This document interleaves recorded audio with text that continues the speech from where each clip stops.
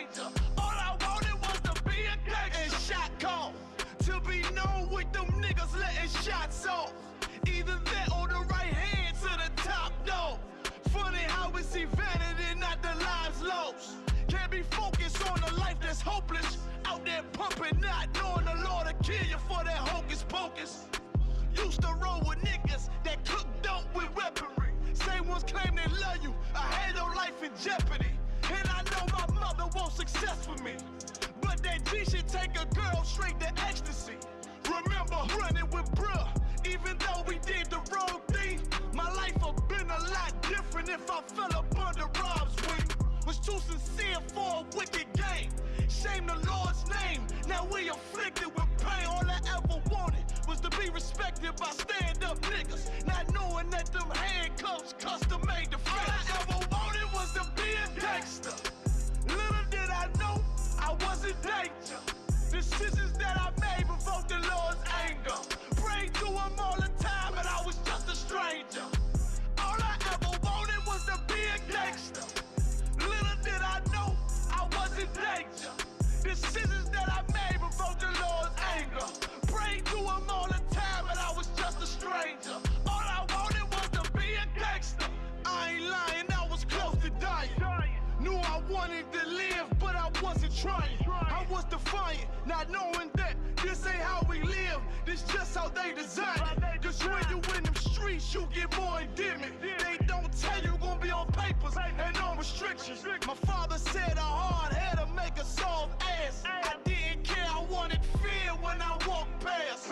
In a place where a black man's blood is cheap, I thank the Lord for the day I was on Lake Street.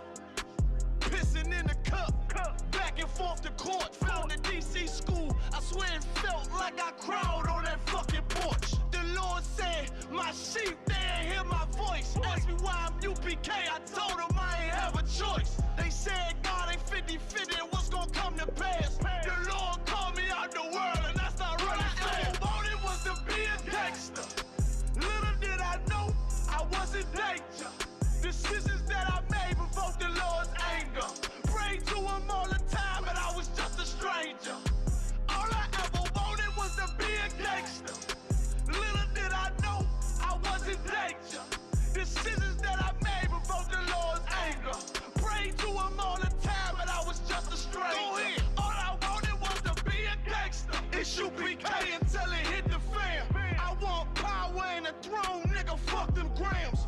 All I wanted was to be a gangster, but I was real as a righteous man.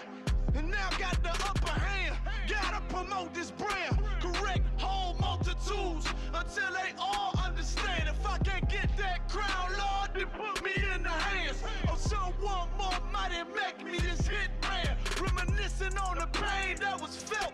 Shit, I was in the jail, shit, I needed help. But Swan was locked up and the judge put man on the shelf. Had me crying cause it felt like I was left by myself. All I wanted was to impress niggas with my grinding. Now I ain't trying to prove shit to nobody but Muhammad. Cause most these niggas lie and pump smoke. One time for the most high, he made me a cutthroat. Cause all I ever wanted was to smash my opponents. Stacking cash, not knowing it wouldn't last. Then God, I hope you accept my atonement. Cause all I ever wanted was to be a gangster. Little did I know I was a gangster. Decisions that I made provoked the Lord's anger. Prayed to him all the time, but I was just a stranger. All I ever wanted was to be a gangster. Little did I know I was a gangster. Decisions that I made provoked the Lord's anger. Prayed to him all the time, but I was just a stranger. All I wanted was to be a gangster.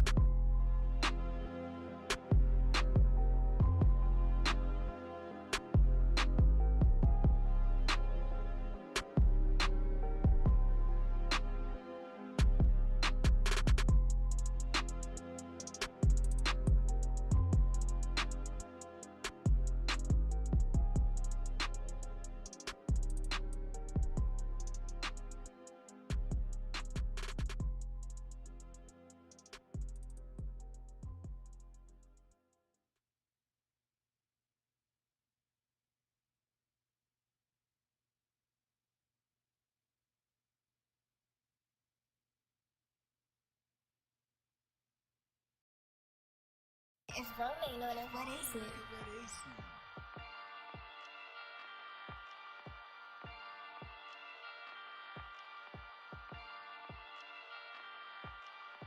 Purchase your tracks today.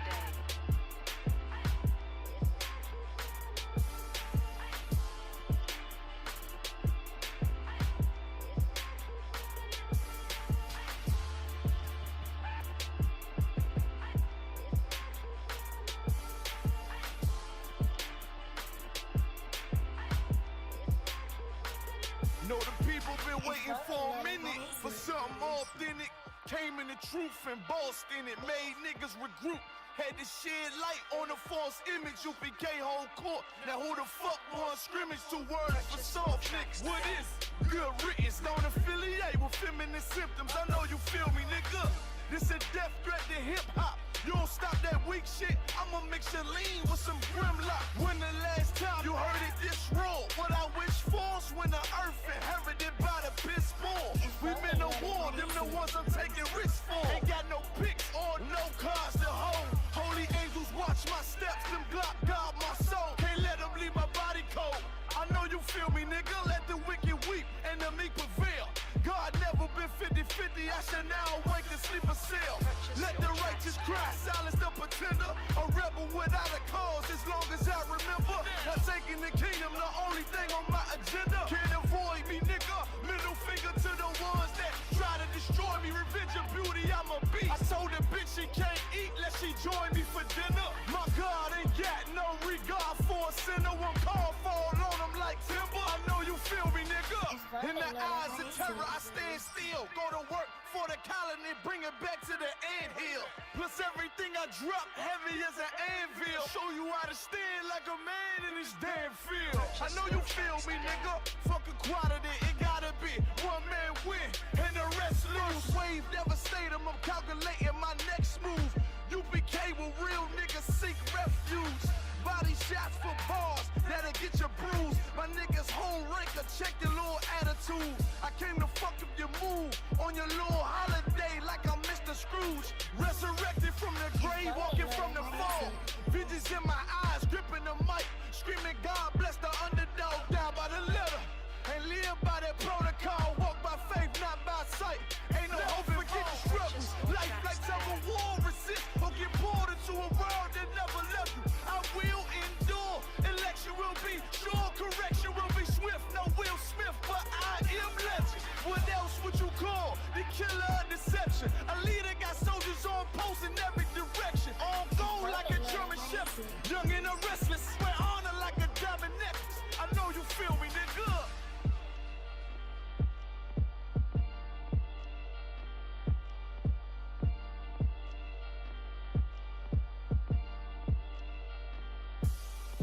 Purchase your tracks today.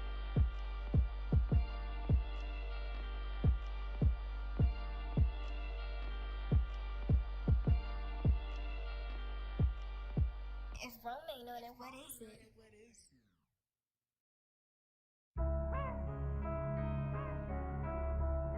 6, 1, 3. Strong Deacon. Strong Deacon. I can do the whole beat. I can do the whole beat like that. Sakari. Easy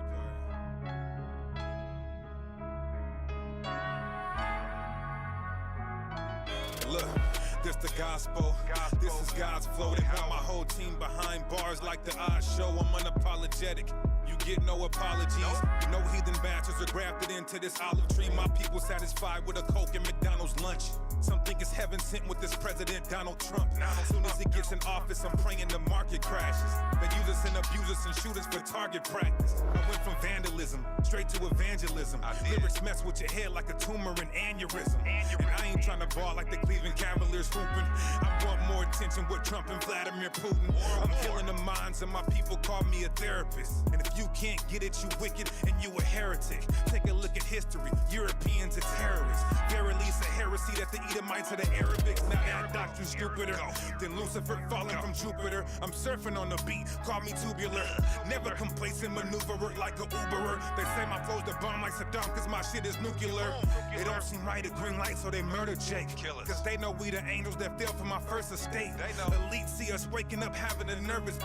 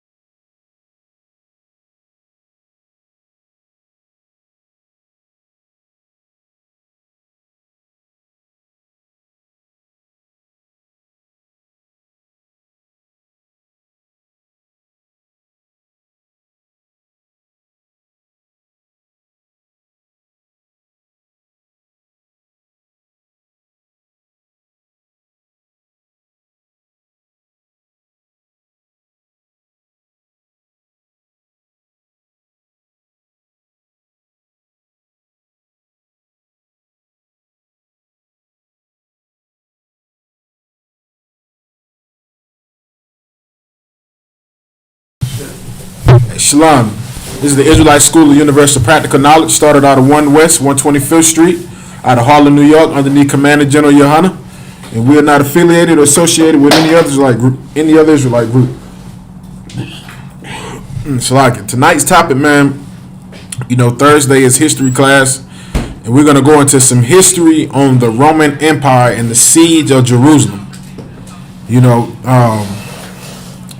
it's a lot of information that us as blacks, Hispanics, and Native Indians don't know about the Roman Empire and how they came and took over our city and how our empire felt. You know, how our empire fell down to the ground and how it was destroyed and burned and set on fire, and just, you know, it was a horrible thing on what they done to us, man. You know, we're going to go into some history and show you, you know, how they done us, how these so-called Caucasians done us back then, the Roman Empire. You know, because it's a lot of stuff that they don't teach you and tell you about, especially in these churches, man.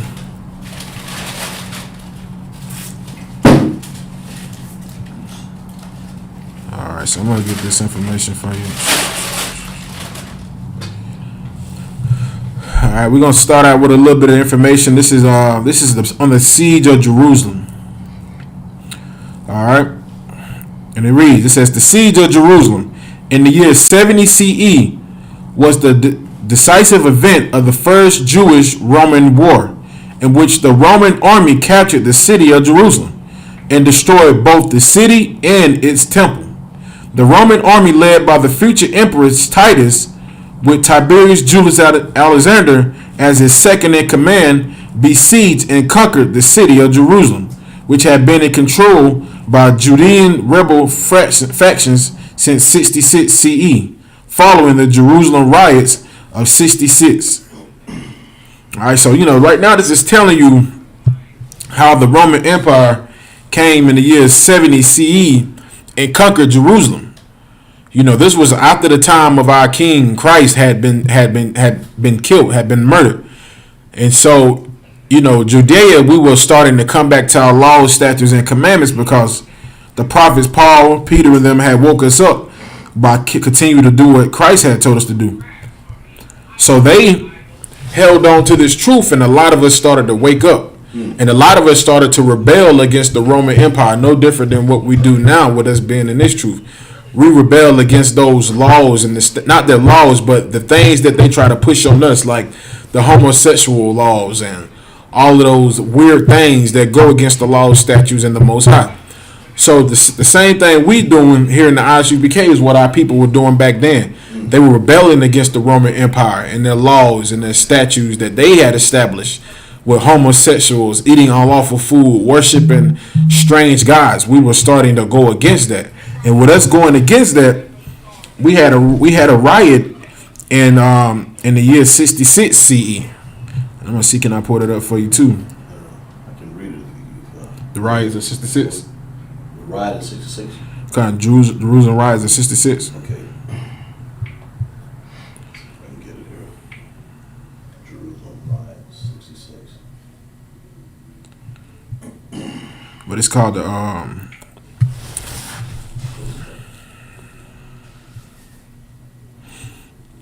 What you looking for? Oh no, he was just gonna pull the article, but I got it right here though. Oh, okay.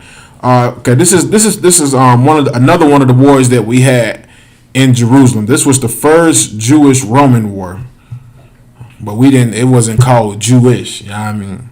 It was Yasha'Allah, the first Yasha'Allah Roman war, where these Caucasians came into our city, just like how they do all the time. You know, whenever you go against the so-called Caucasians, man, laws and the way how he lives and everything, he likes to come inside and destroy everything, just like he did our Native Indian brothers.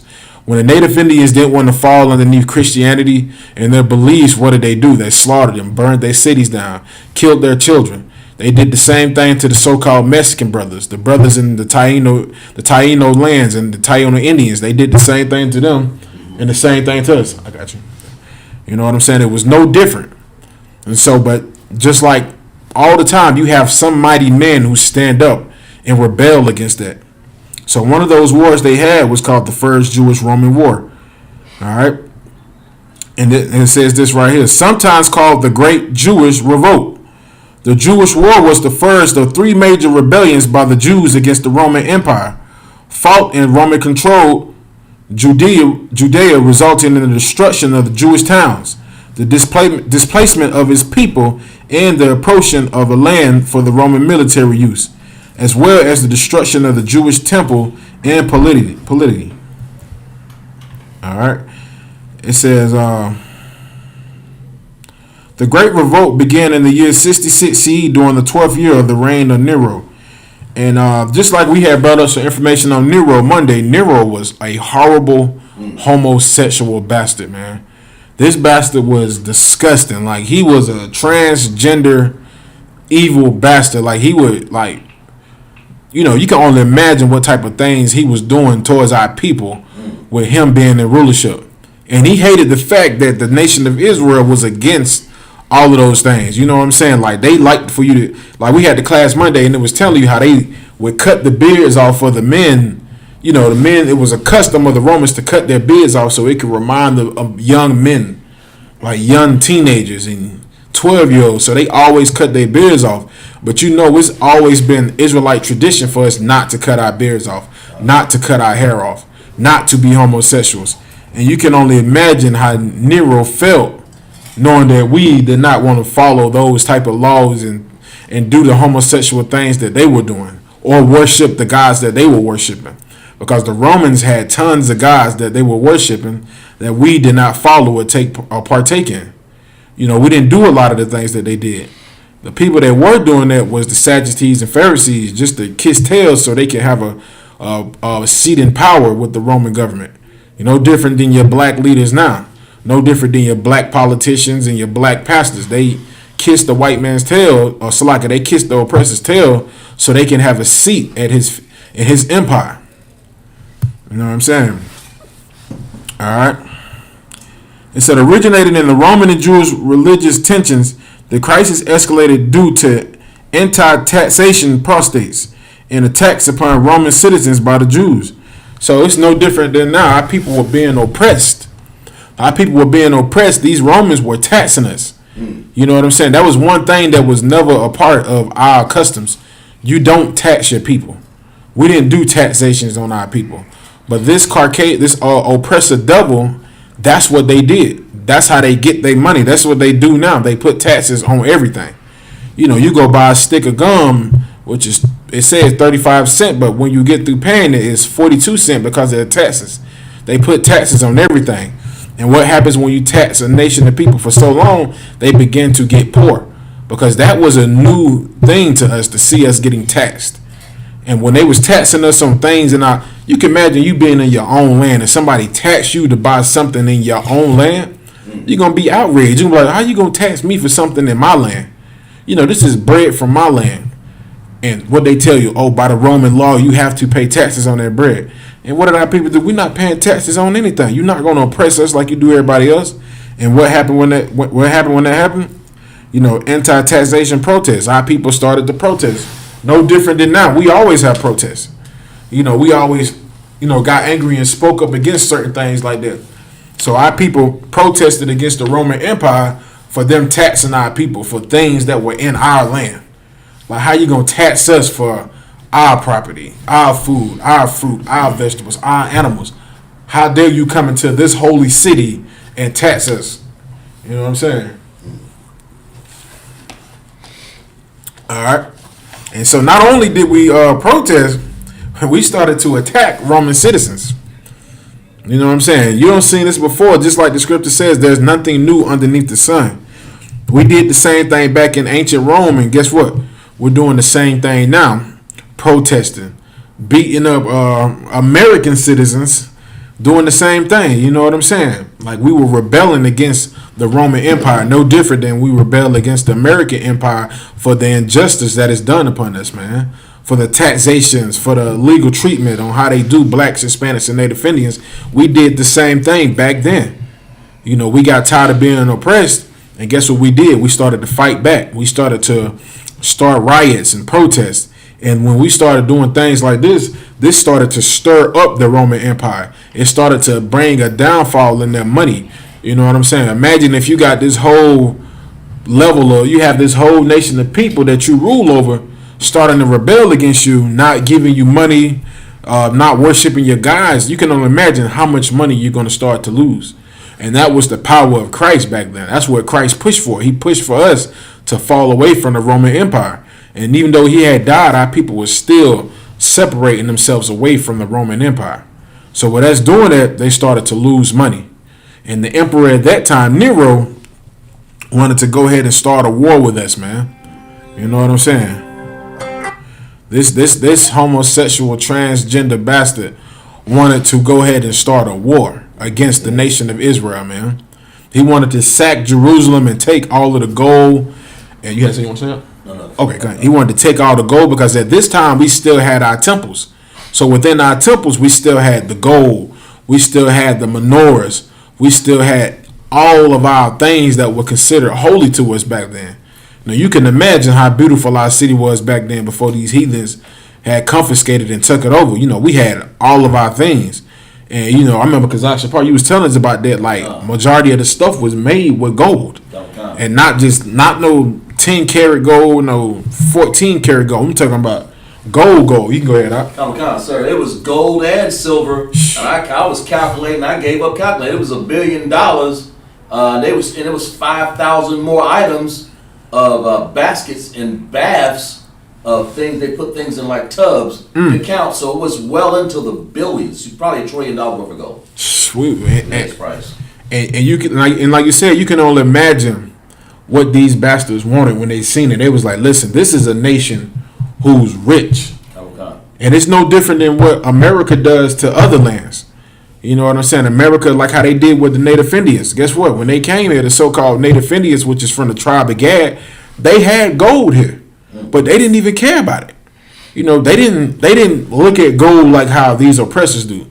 You know, to them it was just something, you know, you can make something nice out of. It was like metal you find in the rocks. You can take it and make something nice, or make a nice spear, make a knife or something like that.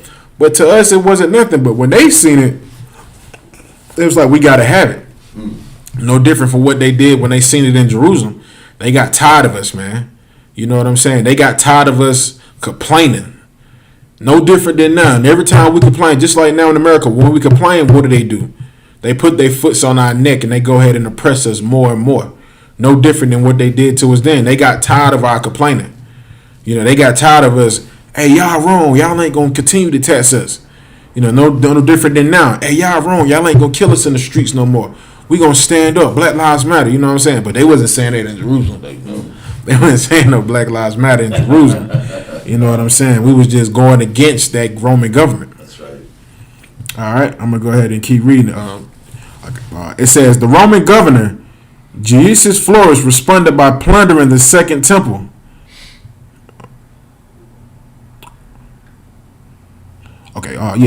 Claiming the money was for the emperor, and the next day launching a raid on the city, arresting numerous senior Jewish figures.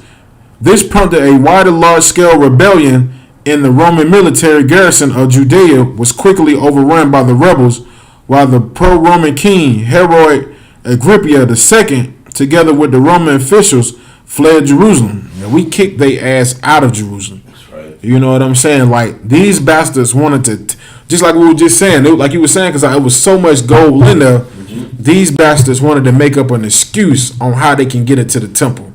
You know, what did they say? Hey, look, what we doing is for the emperor. It's for, you know, since y'all not paying taxes, we just going to take the gold and it's going to pay for the taxes for the emperor. Okay. No different than what they did in the Iraqi war. What did they say? This is the war on terrorism. And what did they do? Went over there, taking oil, stealing gold. I want to say this white man, but this oppressor has always been like this. Okay. He's always been a greedy bastard. He can never not have enough, man. You know what I'm saying? Just like in the book of Obadiah, what it says, you know, even the robbers would take until they had enough. Okay. But Esau, man, he takes it all, man. You know, some robbers will kick the door in and just get what they want. Esau will kick the door in, take everything, then take the door. Like, take the door he kicked in, take the hinges, take the nails. He's taking it all. You come to the house, you don't have nothing but just a frame. Like, you ain't even got a frame. You just got nothing. Not even the bricks. Everything is going, like, what happened to my house? Like, go ahead. I got the text if you want. Come on, you got it. Go ahead. Obadiah 1 and 5. If thieves came to thee and robbers by night, how art thou cut off? Would they have not stolen till they had enough? Yeah, ain't it? Would they not have stolen until they had enough? But with Esau, it's never enough for him. Wow. It's never enough. No different than back then. You know, they was already taxing us. They was already taxing us during the time of us being in Jerusalem, taking our money, taxing us, oppressing us. You can imagine how they was doing it because they was living in our city too, because they had Roman soldiers in Judea, and they also had a Roman emperor or a Roman governor that was inside of our kingdom. You know what I'm saying? He was a pro-Roman king, Herod Agrippa II. You know what I'm saying? But we had got to the point where we got pissed off when they came and raided the Second Temple, and they claimed that the money was for the emperor. You know, and then they raided our city and started to arrest, so-called high elected officials, like mighty men of our people, like people we looked up to, people who spoke against them. They came in and started to arrest them. Man, we went crazy, man. Like, we went off. We got mad, you know what I'm saying? And then we started a rebellion, a large-scale rebellion. You know what I'm saying? And it says the Roman military garrison of Judea was quickly overrun by the rebels. You know what I'm saying? Like, our people, you gotta understand, man. Imagine these brothers. Like, back then we knew who we were. So imagine you got 15, 20,000 black men, knowing that they Israelites, running out these Roman soldiers. They gonna get the hell out of there. They like, oh snap, these brothers ain't playing. Okay. So we ran them out there. And not only did we run them soldiers out there, we ran out there pro-Roman king Herod Agrippa II with some of the Roman officials. They fled out of Jerusalem. All right, I'm gonna keep reading this article. And it says, as it became clear the rebellion was getting out of control, Cetus Gallus, the legate of Syria, brought in the Syrian army based of the legion Flamudia and reinforced by Azulia troops to restore order and quell the revolt. Despite initial advantages in the conquest of Jaffa, the Syrian legion was ambushed and defeated by the Jewish rebels at the Battle of Beth Horon, with 6,000 Roman massacres and the legion's Aquileia lost. So we came through and we wrecked shop. We killed 6,000 Roman soldiers. You know what I'm saying? I'm not telling you to go out here and do the same thing, because you got some brothers who are hitting like, you know what? We gonna start a revolt. We gonna go. No, we're just giving you the history on what our people done and what led up to the great siege of Jerusalem in 70 AD. All right. It says, during 66, the Judean provisional government was formed in Jerusalem, including former high priest Annas ben Annas, Joseph ben Gurion, and Joshua ben Gamala elected as leaders. It says Yosef ben Mataliu, Josephus was appointed the rebel commander in Galilee, and Eleazar ben Hananiah as the commander in Edom. Later in Jerusalem, an attempt by, these ain't they right names, but because these devils like to give Jewish names.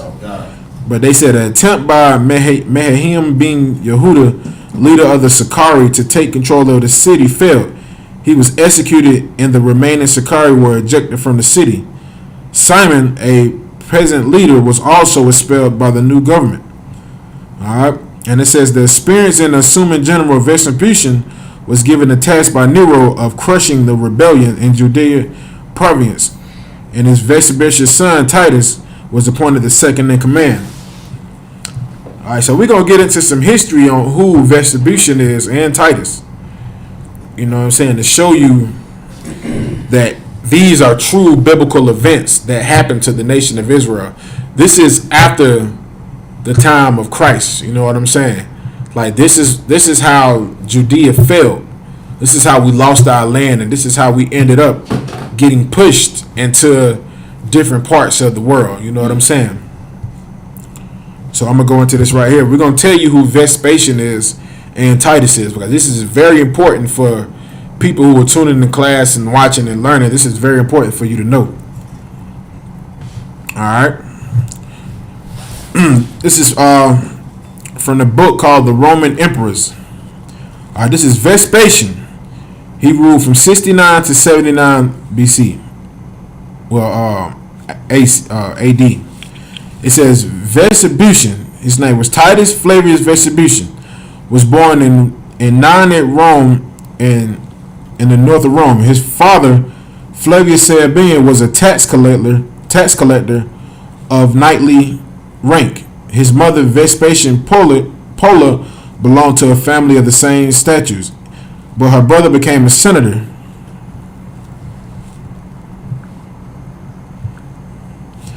And it says, Vespasian himself, together with his elder brother Sabinius, Vespasian was a predator in 40. Could you read this out for me? I don't know if you can see this or not.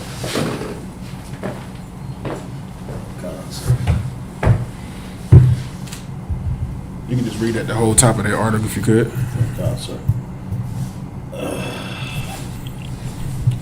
can step down. Whatever. Step down. You can step that down because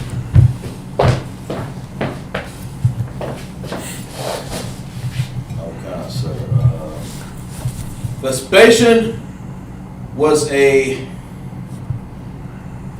praetor in 40, and then gained further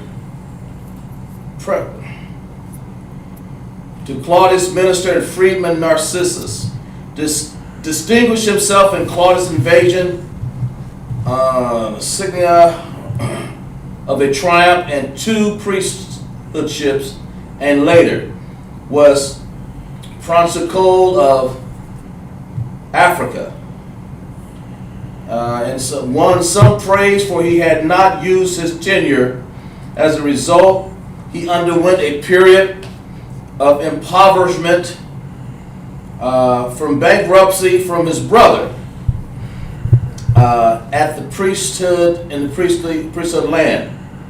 Imperial entourage during Nero's tour of Archaea for falling asleep while the emperor was singing. They kicked him out because Nero was such a homosexual. He was. He was appointed governor of Judea with the task of suppressing the first Jewish revolt known to the Jews. Just like we was reading, Vespasian was sent down to Jerusalem to oppress us and crush us, man. You know what I'm saying? He was a diabolical devil. Put it like that. He was one of the worst devils. Like, you can only imagine. That man was like Andrew Jackson, pretty much. He had a thrill for killing blacks. He loved to do it. Wow. You know what I'm saying? Like, he loved to do it. He wanted to do it. It was a great honor for him to go down to Jerusalem and get to kill and have free gain on blacks, wow, Latinos, and Native Indians living in Jerusalem during that time. You can go ahead. Yes, come on, sir. The first Jewish revolt, known as the Jews in the First Roman War. Perhaps Nero preferred to have a man of only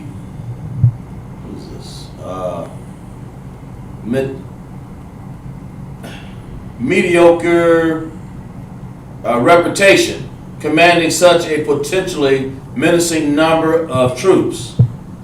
So he wanted a masculine man.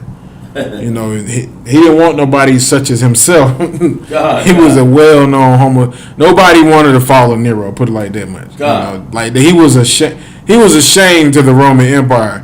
You know, he was a transgender homosexual emperor who liked to sing. And you got these hardcore murdering generals just like this nigga right here, man. I'm gonna go to sleep while they're singing. I ain't even listening to none of this. And rather than Nero kill him, Nero was like, I got something for you. I'm gonna send you where them hardcore Israelites are in Judea and see how you like that. But that's what he wanted. He wanted to go down there because now he could really just do what he wanted to do, man. God. Especially when we started to, rebel against them. That's why, General Yohana always tell us the weapons of our warfare are not carnal. Like, we don't go out there on the streets and pull out guns and do like the Black Panthers and start shooting and marching. Even Christ, he didn't do that at all either.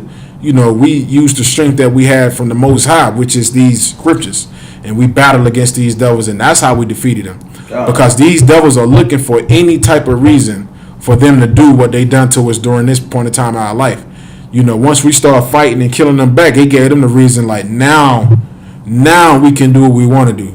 It's no different than now. Like, they would be more, just like what we seen at the Capitol building, they would have loved for that to have been blacks, Hispanics, and Native Indians. Because now they could have took up the reason, now they could have had a reason to really just do what they want to do to us. It was like, okay, they trying to protest, they trying to march the Capitol, let's just mow them down. Let's just kill them all. And it was no different than what they did right here during the siege of Vespucci when he came and tried to take over the Judea Empire, man. Like, when we started to fight back, to them, that was music to their ears. They was like, oh, they fighting back? Oh, they killing? Oh, okay, they think they some killers. Okay, let's go down there. Let's go handle business. You can go ahead, out. Sir. New preferred had a man of mediocre reputation commanding such a potentially menacing number of the troops. With the exception of Jerusalem and a few outlying fortresses, on hearing though that Nero had killed himself on June 9th, he halted his preparation to storm Jerusalem. All right, so when he found out Nero had committed suicide, and you know, one class will bring out the reason why he killed himself. This nutcase, you know what I'm saying? He killed himself. So when Vespucci found out about Nero killing himself, he halted on coming to destroy Jerusalem. He waited. He stopped. He said, "Hold on, we're not gonna sack it yet. We're not gonna destroy it right now.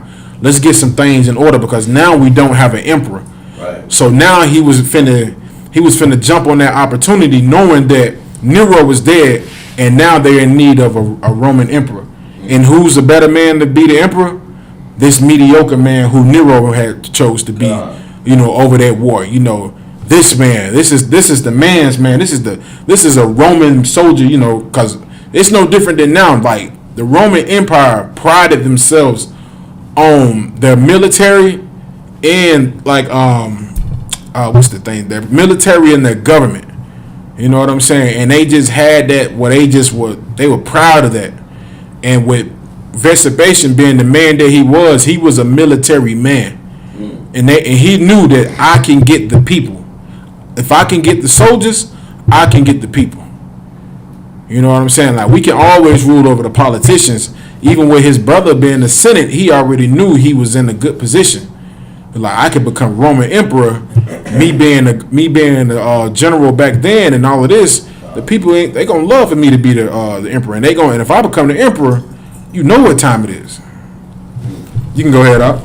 However, after preparation to storm Jerusalem and recognize the accusation of Galba. But however, Vespasian was now beginning to be promoted by the greatest ambitions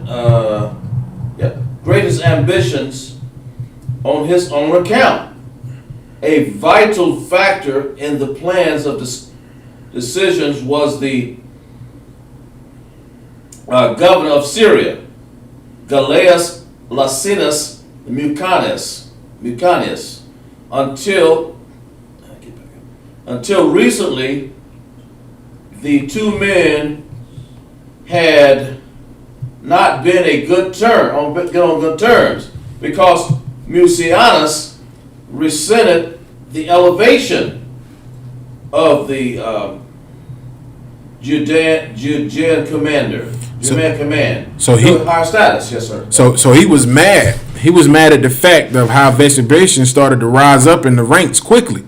You know, he got jealous. He was like, "Hold up," you know what I mean? He's like, he moving up in the ranks quick. And you know, Syria back then was kind of like a part of Judea back then. Okay. So you know, he's looking like, how can he come from over here and just raise up in the ranks so quick when I'm here in Syria? I've been putting in this work. I've been doing this. I've been oppressing the people. And you mean to tell me that he's going to be raised up in the ranks? So they were beefing with each other back then. You can go ahead. Because Mucianus represented the elevation of the Judean command to a higher status Right. than that of his own governorship. Mm. But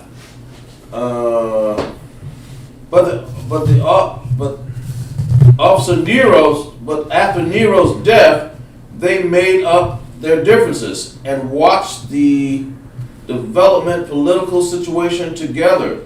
Galba's murder in the following January, them to begin considering the possibility of active revolt. The suicide of The suicide in April prompted them to form active plans to that end. While for the acknowledgement, his victor Vitellius, an emperor, they secretly enlisted the support of Tiberius Julius Alexander in Egypt. Neither Alexander nor the Musonius could claim the throne for themselves. For the former, since he was a senator and a foreigner as well, and as a renegade. So he wanted to be the Roman emperor, but he could not take that seat. You go ahead. And the latter became lacking sons of his own. He could not form a dynasty. Vespasian, on the other hand, had two sons, Titus and Domitian. The officials, Domitian, the offspring of the elder, and the governors now agreed that he should something purpose. I can't remember. He should. Wait a minute. He should. There you go. Okay. He should be their candidate for the purple lurk people. For the purple, and you call them IUC. On July 1st, therefore, Alexander ordered the Egyptian legions to swear an oath of allegiance to Vespasian, and before the middle of the month, the armies the same their plan that was Mucinius could set out for Italy, while Vespasian would, at the time, being in the east, where he could control Egypt's grain. That's it, sir. That's it. Wow, I appreciate that.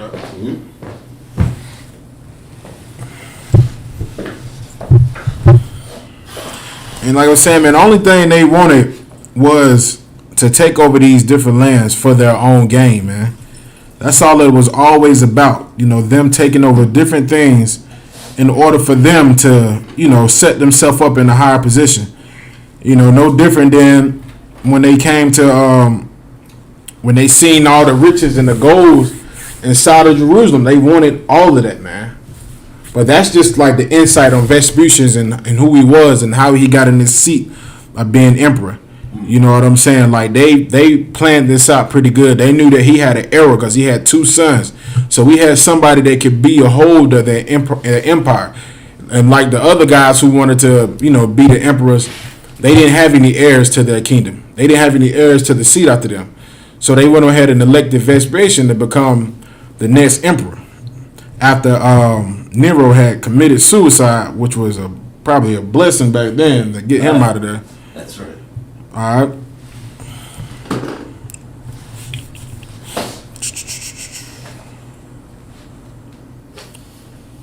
All right. I'm going to go back to this other article.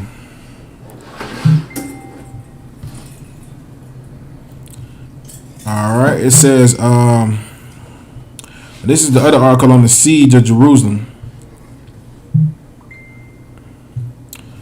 All right, and it says the siege of Jerusalem in 70 CE was the decisive event of the First Jewish-Roman War, which we told you the reason why that First Jewish-Roman War happened was because our people were tired of being taxed. We were being taxed. We were being mistreated in our own land. You know what I'm saying? Like, okay, we get treated horrible over here. Yes, we get angry. We get pissed off. But imagine you being in the holy city of Jerusalem and having these devils tax you, oppress you, like beat you and do you horrible in the streets. And it prompted us to go to war with these devils, man. And that's how the First Jewish-Roman War, in other words, was called the Jerusalem riots of '66. That's how that happened. You know what I'm saying? Like we went haywire. We started killing. All right, and it says, in which the Roman army captured the city of Jerusalem and destroyed both the city and its temple. The Roman army, led by the future emperor Titus, with Tiberius Julius Alexander as his second in command, besieged and conquered the city of Jerusalem, which had been controlled by Judean rebel factions since 66 CE, following the Jerusalem riots of 66. When the Judean provisional government was formed in Jerusalem, according to the Josephus, 1.1 million non-combatants died in Jerusalem, mainly as a result of violence and famine, but the number exceeded the entire pre-siege population of Jerusalem. You know what I'm saying? So they tried to say over 1 million people died, but they saying that it exceeded that. There were way more people that died in the city of Jerusalem than what they proclaim. You know what I'm saying? So we're going to get another book, man, showing you some more history also. Well, I'm going to keep reading a little more. I'm going to wait to give you that history on that. All right. It says, many of the casualties were observant Jews from across the world, such as Babylon and Egypt, who traveled to Jerusalem. Jerusalem wanted to celebrate the yearly Passover, but instead got trapped in the chaotic siege. So this is more proof to show you that Israel was scattered all over the place. No different than what we do now. They were doing this back then. Just like how we fly from all over places of the world, we come to wherever we have been ordered to come to celebrate the Passover. So just like we would go to New York to celebrate the Passover, you had brothers coming from Haiti, Jamaica, the UK, different parts of America, Mexico. No different. We was coming to New York. We come to New York to celebrate the Passover. Right. No different than these brothers and sisters were coming from Egypt, Babylon, all of these different lands on the outskirts that come to Jerusalem, to the holy city, to celebrate the Passover. And these wicked bastards, these devils, waited to the Passover to come and try to oversiege our city, man. That goes to show you that General Yohana is doing this right, man. Okay. Like, us celebrating the Passover, it's always been something we done in the past, man. Okay. You know what I'm saying? Just like our ancestors was doing this back then, we still continue to do these things now. But back then, man, these wicked bastards, man, knew that we were going to come and celebrate the Passover, and they waited till many Israelites from different parts of the world back then, from Babylon, from other parts, decided to come and celebrate it. So when they came into Jerusalem to celebrate the Passover, a lot of our people got stuck in Jerusalem during that chaotic siege, man, and they got trapped in. You know what I'm saying? It's like it.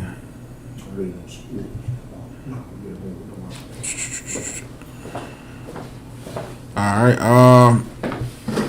And like I was saying, a lot of people were traveling from Babylon to Egypt. That's for these weirdos who like to say that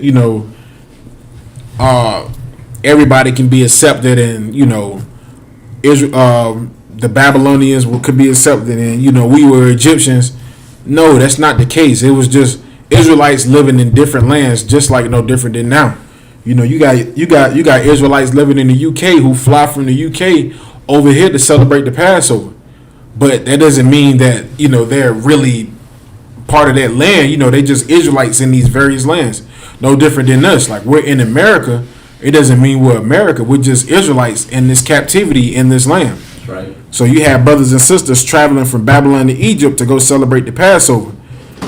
All right, so when they went to go celebrate the Passover, they got trapped inside of the city of Jerusalem when Vespasian and his son Titus decided to go ahead and sack the city.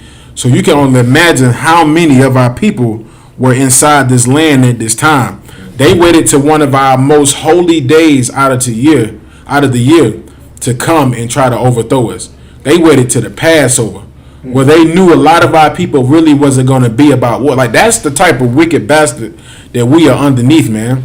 Like, he waited to where he knew that our children would be there, our mothers, our fathers, the elderly.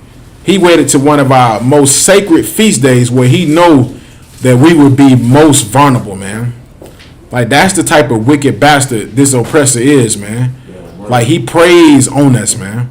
And he waited to that day to come into the city and overthrow us. Like, you can only imagine, man, how many mothers was there, children, sisters who were pregnant. Now, you think about the Passover now and how it is with the families that be there. Imagine back then how many people would come to Jerusalem to celebrate the Passover, man. Now, we talking about millions of people coming to celebrate the Passover in Jerusalem, the Holy Land.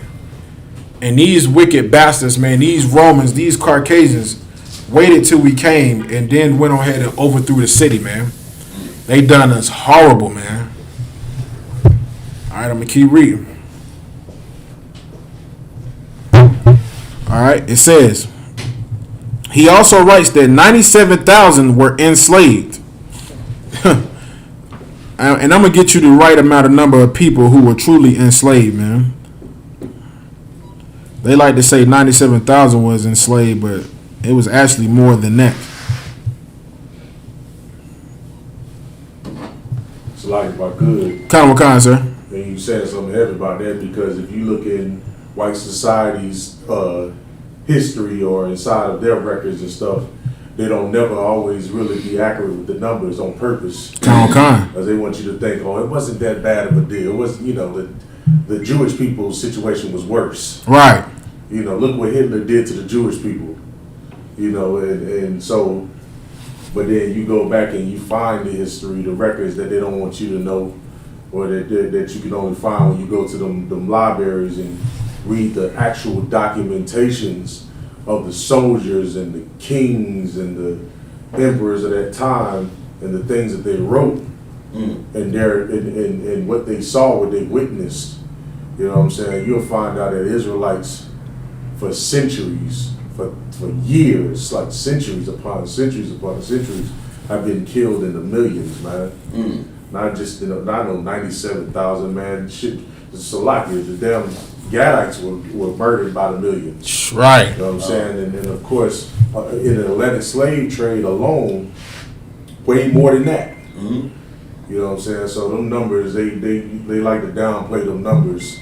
But when you talk about the numbers of the so-called Jewish people over there, they make that number sound big. Oh God! How many people was it that died in the Jewish Holocaust? 6 million. 6 million. Oh, 6 million!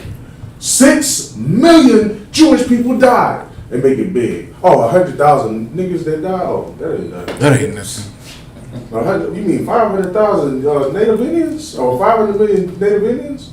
Oh, that ain't nothing. Y'all can get over that. Get over that. That's old. That's old. But 1 million Jewish people died. You gotta honor that, man. Oh God! And that's their history. They're continuously always trying to get us to remember the tragedies that happened with them, and to deny the tragedies that have happened to us. Kind of And so, like, so you want to take us up? No, I said they killed their own people. Right. That was Caucasian on Caucasian problem. Feels white on white crime. Like, you want us to conglomerate white on white killing? Like, why should we remember what y'all did to each other? That's y'all sick asses. So I get Hitler putting y'all in gas tanks and like, yeah, y'all need to remember that. Why? That's y'all. We need to remember what y'all did to us. Oh God! And like you said, they like to say it wasn't that many Native Indians here on the land. Like, it were tons of brothers on this land, man. Oh God! Millions of brothers, and they just slaughtered 77 million Native Indians. Like, good night. That's like, how could you kill so many people, man? 77 million Native Indians, 99 million so-called Negroes. And you think about it now, it makes sense because when you do the history of the abortions, you know, since the 70s to up to now, there's been, 28 million abortions since the 70s? Come on. 28 million abortions since the 70s? So it makes sense that, good night, that they could kill 77 million Native Indians and 90 million so-called Negroes and then list for the so-called Native, for the so-called Latino brothers, you know, they probably killed up into the hundreds of millions. Because, you know, Issachar like to have children. Yeah, right. You know, they probably was wiping out Issachar like they was just killing for roaches, man. And you do the estimate, man, they probably don't killed over 1 billion Israelites, man. Over 500 million Israelites, man. Wow.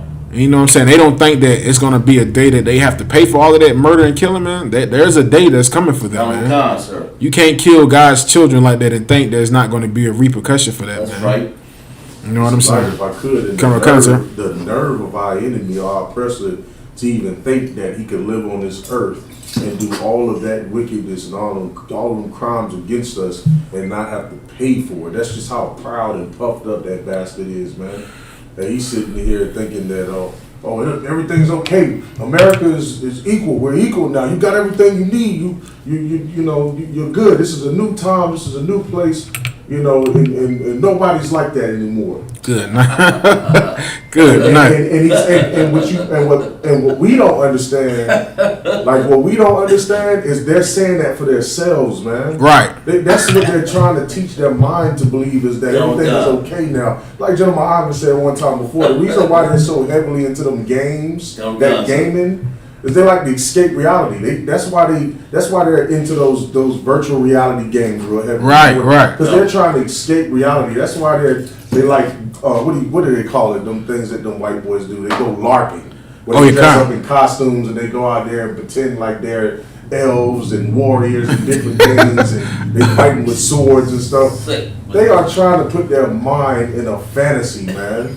They're into that because they don't want to know or even think or fathom the fact that they're going to eventually have to pay for what they did to us. Kind of what You know kind? what I'm saying? Like, you got to think about it in your mind. If you slaughtered a nation of people, you know what I'm saying, eventually, even if you don't believe in, you know, the Most High, you don't believe in God, you know, some people call it karma or whatever. Eventually, you know, just because how the world turns, how things work, Right. eventually you have to pay for that. Right. Eventually, have to pay, and just the history behind, you know, all the things that, just the history behind how many nations have had to suffer because of what they did to us. That should be enough for them to think to themselves, well, maybe we should really chill. Right. But they can't chill because they're the devil, man. Damn right. It's just in their blood to want to kill and murder us. You know, which is a horrible thing.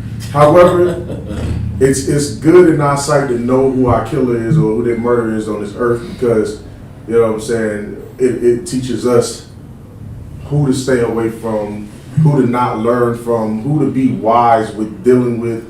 You know what I'm saying? And it's coming to the point where, whether they believe it or not, man, they ain't got no choice but to feel it when Christ get here, because he's going to thrust that sword through them, man. Right. You know what I'm saying? Them churches is coming in, they burning down this place. Ooh, we kind. So like if I could, I'd want that's so heavy. I'd want like you say, they want to be elves, and I think about it like if I was a murderous bastard like that too, I would be Frodo off Lord of the Rings every day. You know what I'm saying? Well, Bilbo Baggins. It's just so like it. I mean, think about it, man. That's the reason why that's the reason why Santa Claus exists. Right. You know, that's the reason why, you know. Oh my God, man! They make what are they? They make movies like Alice in Wonderland, where she goes into this whole different place where there's nothing else, because that's the fantasy of the white man. Like, he wants to escape the reality. Like us, right? We living in hell. Right. We wouldn't want nothing better than to get the hell up out of them ghettos. Right. Roach infested apartments. You know what I'm saying? What the hell are they sad about and upset about? I'm gonna tell you what they're upset and sad about, because they are upset, they are sad, they are afraid. Right. They're afraid because they're conscious, they can't deal with the guilt of what their forefathers did to us. Kind of what kind?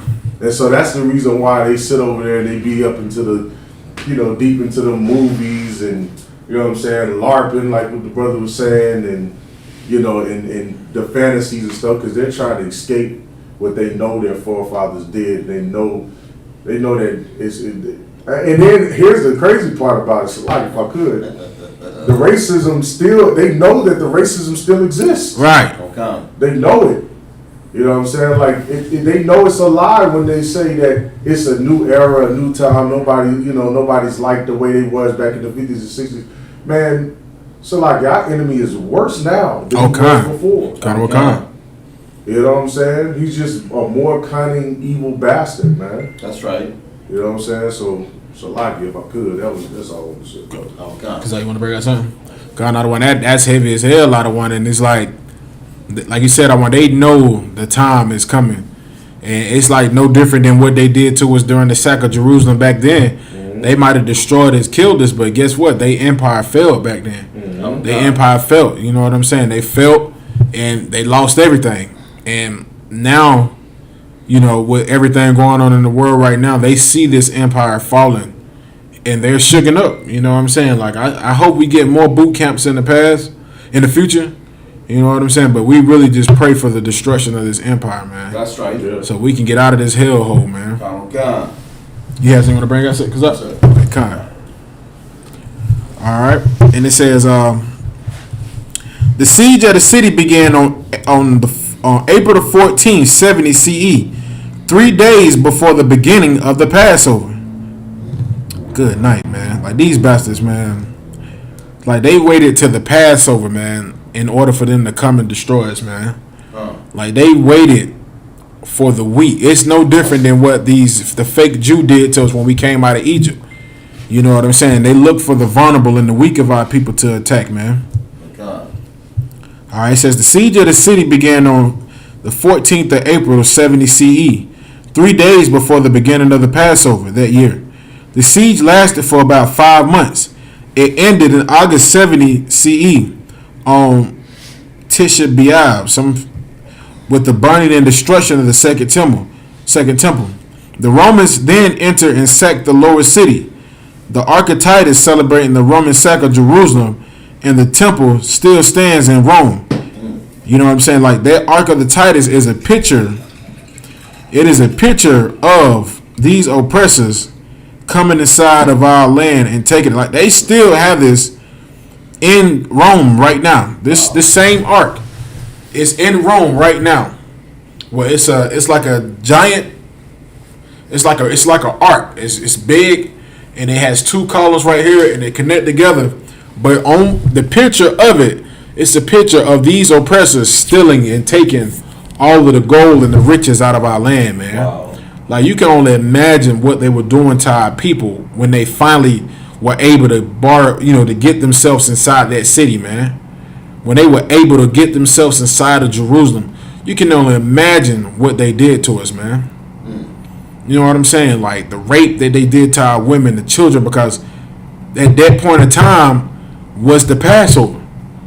So you had families on top of families that was inside that city, man. And these bastards, being the wicked devils that they are, man, did all type of horrible things to us, man. Alright, I'm gonna go into this is out of the book called From Babylon to Timbuktu, man. Good book also, man. Alright, this is from the book of Babylon from Babylon to Timbuktu. This is page 84. Alright. I have one comment from Asha. Time. He said each generation gets worse. Right. Yeah, these oppressors are it was bad back then, but we knew who our enemies were. But now these oppressors in 2021 are more powerful than they have ever been inside of the earth, man. Oh, God. More powerful, more diabolical, more murderous, more thievish, just as wicked as they most can be. And like Joe Biden, he's trying to usher in that same reign like Nero. He wants to push the homosexuality, and just like we had that class Monday about how much of a homosexual they were back in Rome. It's no different than now. They want to push that back in order. But just like with Nero, their government failed, man. Their government started to fail because you can't have a weak leader like that. And Donald Trump was that last line of defense for Caucasian masculinity for them. You know what I'm saying? They felt like, he's the last of the real man. And that is sad to say that you believe this idiot is a real man. You know what I'm saying? Like, only you knew what he does behind closed doors. He participates in those homosexual things also. He's a child pedophile. He's no different. You know what I'm saying? Him and Dirty Joe will attend the same parties. They both get down. You know what I'm saying? They get down. Alright, so it reads, it says, in the year 65 BC, the Roman armies under General Pompey captured Jerusalem. In 70 AD, General Vespasian and his son Titus put an end to the Jewish state with great slaughter. So just like we were saying, they put an end to the Jerusalem state in 70 AD with great slaughter. So all of those families that were inside of Jerusalem for the Passover, he slaughtered those people, man. Wow. Murdered those people, man. Like, these are the people, like you want to go out here and hold hands and love these oppressors, but these oppressors deep in the inside would love to do nothing more than to slaughter you, man. To do nothing more than to kill you and everything that is associated with you, man. Just so they could get their seat back in power, man. You know what I'm saying? What do you think that whole siege on the Capitol building was about? You thought it was because they want America to be back great? It's no, because they don't want the slaves to be in power or authority over this kingdom, man. They can't have it, and that's what they feel like what Dirty Joe is going to do. They think Dirty Joe Biden, is going to push black people at the forefront of everything. That's why you see him putting certain black Christian leaders in higher positions right now. Every time you turn around, you see he's elected a black person in this seat, a black person in that seat, another black person in that seat. Like, he knows what he's doing. He knows this is going to anger these so-called Trump supporters. He knows that. He knows it's going to push them into a fury and a point where they're just going to start to, kill and murder at a phenomenal rate. You know what I'm saying? It's going to be a lot more Dylan Roos. There's going to be a lot more of those things going on, man. A lot more killing, a lot more murdering, a lot more rape going on in the streets. Like, watch when Joe Biden started to push. Like, he hasn't been in the chair that long, and he's already pushing horrible laws, man. Wait till Billy Bob goes to a volleyball game to see his daughter, and you got Kevon come out down the court with the tights on like the girls, and he has to watch his daughter play volleyball with him. He's gonna lose his script, man. He's gonna lose it. What the H is that going on? What is that playing out there? What the? Let's get out of here. You gotta take your kids and get them out of there, cause you got this 6'3" brother playing volleyball with your daughter with tights on like the girls in the volleyball. That is a disgusting thing, man. Crazy. Just like that video with the article that we brought out with their brother who runs track with the women. So like if I could, that boy ugly. So like if I could, if I'm trying to make sure I know that this is the right one. We take about the same one. Colonel. This is about the brother who was like, he ranked a real terrible number when he was running with the men. Colonel. He was running track with the men, but he ended up changing himself, becoming a transgender. Right. He went and joined the females league and became number one because, of course, he's a man. He's going to run faster. He's going to be a little bit stronger. But now he's number one in the women's league. Right. So it's the same one. Colonel Khan. That's what Biden is pushing. Right. Good night. Like Biden knows how to piss off Esau. Like, he knows how to make these Republican Edomites pissed off. These racists. He was like, I know how to get them mad. He's like, what do you do? Make transgender legal. Let these, and it's all by design, man. Like, everything going on right now is by design. These oppressors plan things in advance. Okay. You know what I'm saying? They want the great siege of Jerusalem again, but they just want it inside of the ghettos. Now they want it inside of the reservations They want it on the border. They want it all over again. But you know what I'm saying? They have got wise with it. So what did they do? They had Bush come in, F up everything, mess up everything. Then you put Barack Obama in there, who's supposed to be the savior. He gets in the chair, and now he legalizes homosexuality. Wow. And with black people thinking he's a black man and he's legalizing homosexual, guess who's gonna believe it's okay to be gay now? More black people. So now you got more black people are gay, and you know they pushing for it. Now the gay movement is out of control. So you remove Barack Obama, then you put Trump in there to make everybody angry till they get to a point where they're like, listen, we'll take anything as long as it's not Trump. So now you take Joe Biden, and he's on a weird agenda. He's like, you know what?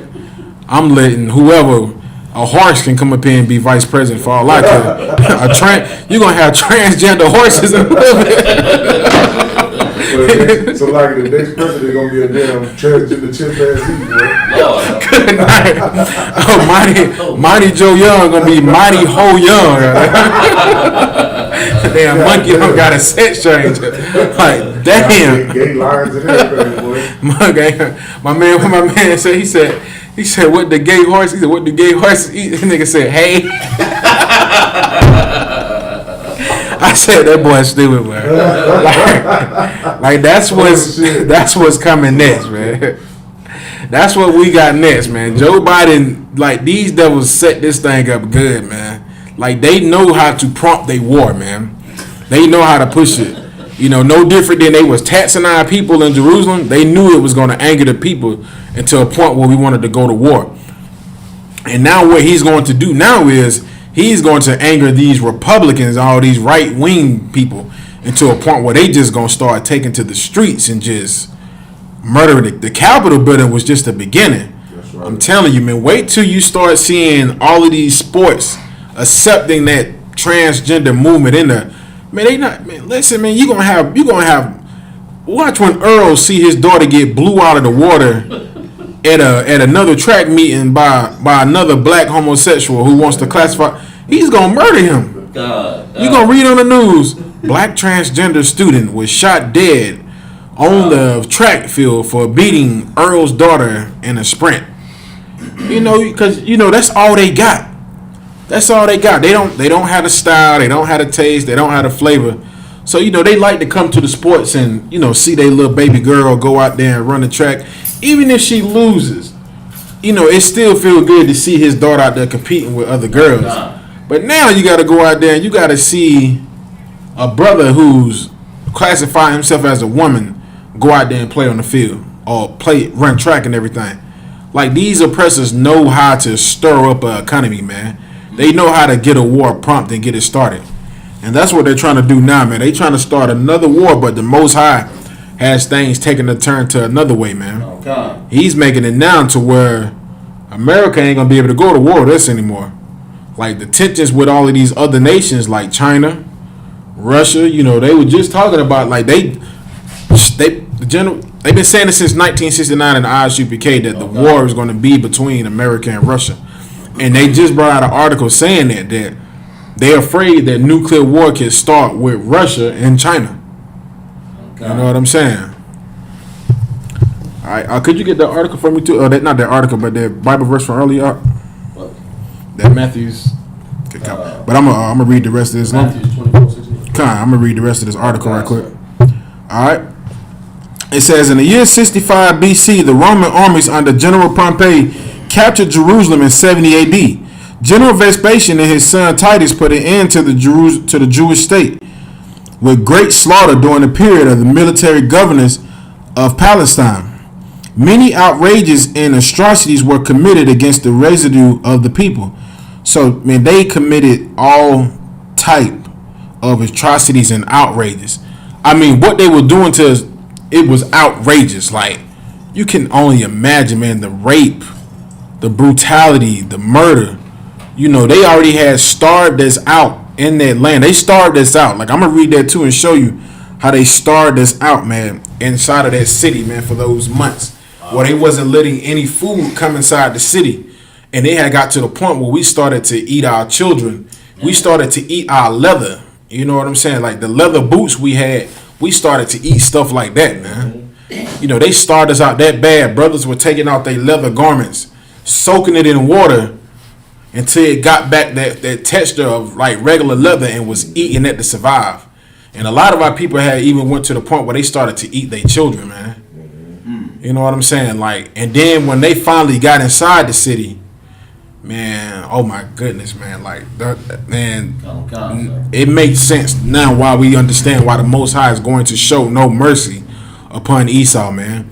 The Most High has not forgotten those things that they have done to us. And nobody has even paid for those things. What they did to us back in the siege of Jerusalem, nobody paid for those crimes, man. That's right. Nobody went to prison. Nobody went to jail for that. Guess what happened? They got tucked away for 1,000 years, and guess what? They rose back up to power, and they kept on and continued to do the same things that they have done to us for years all over again. More brutality, more rape, more robbery, and this time they took it even a step farther. This time they started the transatlantic slave trade and murdered millions of us, man. 99 million so-called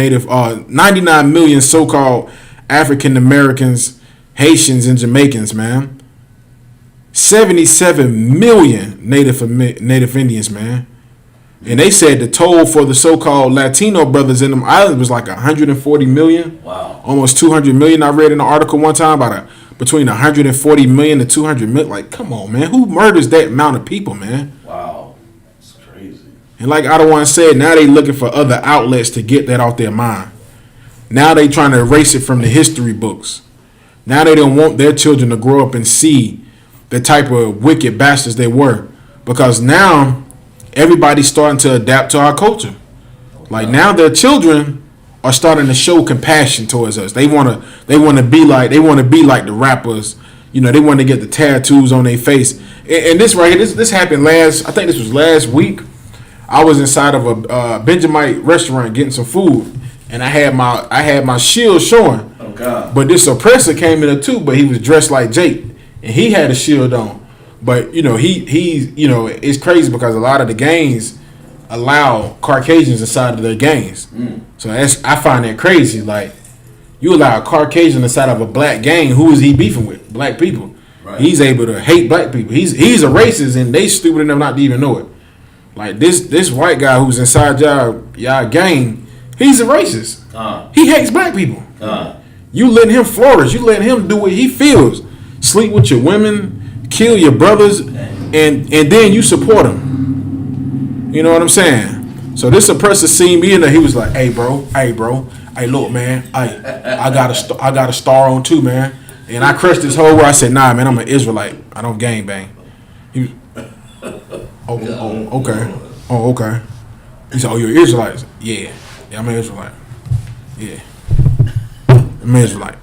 Crushed this whole little world. Everything. It was quiet in the restaurant. It was just me and him waiting on our food, and it was so quiet you can hear a pin drop. Like, cause he knew then. Okay, he don't do what we do. Like he's one of them guys who's downtown with the other guys saying that I'm the devil. You are the devil. God. You know what I'm saying? Like, man, that's another thing. I don't. So I'm just sidetracking. I don't get that either. How brothers allow Caucasians inside their gangs to kill their brothers. Like, you're creating him. He's a racist. Y'all don't get it? You know what I'm saying? What do you call a cop that kills a black man? Oh, he's a racist. So what do you call a white gang member who kills black people? He's a racist. If I could, it never made sense to me at all. I went to school, man, with brothers who claimed that they was in gangs and stuff, and they'd always have this one scruffy trailer park trash white boy, right, that they'd have in the group, and he wearing bandanas, and he think he black, and he's shooting basketball with him and everything, and he's saying the word nigga in front of them, and nobody is taking offense or mad about it. That's how much we love our oppressor. Crazy. Yeah, that's how much we love our oppressor, because we allow them to be right amongst us. Wow. and they don't want us around them. They want us out of their communities. You see how they gentrify the hell out of our neighborhoods. Right. They're moving us up out of there so they can move themselves in there. But we are still always accepting them into our world. Well, we got to stop doing that, man. Kind of kind. Gotta stop letting these damn devils in our world, man. Oh, God. Good night. Man, right, that's heavy as hell out of one. Right. That's horrible. Like There you go. Like you allow an oppressor in your gang to come in and murder your people, man. You know what I'm saying? It's horrible, man. All right, Slacker. I'm gonna continue reading. I'm gonna read that again. It says, during the period of the military governors of Palestine, many outrages and atrocities were committed against the residue of the people. You know what I'm saying? So the people that were inside of Jerusalem during that time of the Passover, like when they finally was able to seize Jerusalem and take it over, man, they did horrible things to our people, to those elderly women that were inside those cities, to those elderly men, to those children that were inside of that city that were coming to celebrate the Passover. Because, you know, these are some wicked bastards, man. You're not going to get this information in the Christian church, man. You're only going to get this information right here in this school, man. We're going to tell you about the crimes that were committed against our people in the ancient times, man. You know what I'm saying? Like, these bastards came inside of Jerusalem, man, and just did all type of outrages towards our people, man. They started this out and then went ahead and just, you know, did God knows what to our people, man. All right, and it says, during that period from Pompey to Julius, it has been estimated that over 1 million Jews fled into Africa, fleeing from Roman persecution and slavery. The slave markets were filled with black Jewish slaves, because that's what happened. You know, after they came into the city and conquered it, you know, they took whoever they didn't want to kill and rape, and whoever was alive, they took us and put us into slavery. Like, it wasn't just like I don't want to say it, they like to put a little number on how many people, you know, went into slavery. Like they said on one article, it was 95,000, but like this brother was saying, it was over 1 million. So, you know, if it's over 1 million, we might be talking about 5 million, 6 million, 7 million, 10 million, 15 million, but it was over 1 million people. That's not even counting like the people that died inside of that place. You know what I'm saying? And then like over 1 million of our people fled into Africa. Right. So you had millions of us going to slavery, and then you had millions of us running to Africa to blend in with the other Africans, so we wouldn't be slaughtered and done dirty like how they did all the other times. And this is also biblical. Like this right here, what happened is also in the Bible. If you got that scripture, you can read that. Oh God, sir. Matthew 24, start chapter 15. When you therefore shall see the abomination of desolation, spoken of Daniel the prophet, stand in the holy place. Whosoever readeth, let him understand. Verse 16. Then let them which be in Judea flee into the mountains. And that's what we were supposed to do, because Daniel spoke about this, you know, everything that was going to come into the city of Jerusalem during the time of our fall. And when you started to see these things happen, you were supposed to run into the mountains to get away. And where were those mountains located at? These mountains were right there out on the cities of Jerusalem, which brought us into Africa. You were supposed to run to higher ground to get away from all of these things, these atrocities and all of these crimes that were going on inside of the land. You know what I'm saying? Like, this was in the Bible for us to do. We were supposed to flee and get away. And out of all those people who did that, over 1 million of us did get away and flee into the mountains. That's anything else on it up? We'll just talk about some little other things, but preparations that people did and did do. Let me see. I think I got that in my. Yeah, you can go ahead. We can read 17. Count God, sir. Let Matthew 24:17. Let him which is on the housetop not come down to take anything out of his house. Yeah, get the hell out of there, man. That's what we were supposed to do, man. When this siege happened in Jerusalem back then, you weren't supposed to be trying to go back in the house and get your picture of your grandma and your granddaddy and, oh man, I gotta get my high school photo. Like, nah, man, you were supposed to leave and get out of there, man. And over 1 million of us did. Over 1 million of us didn't even worry about anything. We just dropped everything and we fled into those mountains to get away from the persecution that was happening to us by the hands of the Romans. You know what I'm saying? Like, these bastards came and attacked us on the Passover, man. Did us dirty on the Passover, man. Waited till we were vulnerable. Waited till our mothers was there, our fathers was there, our children were there, and decided to go ahead and just put the battle on, man. This is the type of strategy that these devils have, man. You know what I'm saying? It's like, let me see what else is on that.